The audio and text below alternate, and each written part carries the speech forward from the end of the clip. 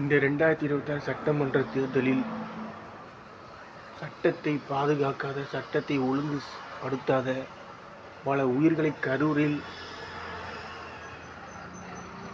பலி வாங்கிய,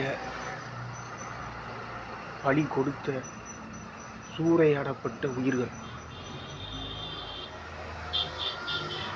திமுக இந்த 2026 சட்டமன்ற தேர்தலில் தோற்று போயிடும், அழிஞ்சு போயிடும், ஒளிஞ்சு போயிடும், நாசமாக போயிடும்.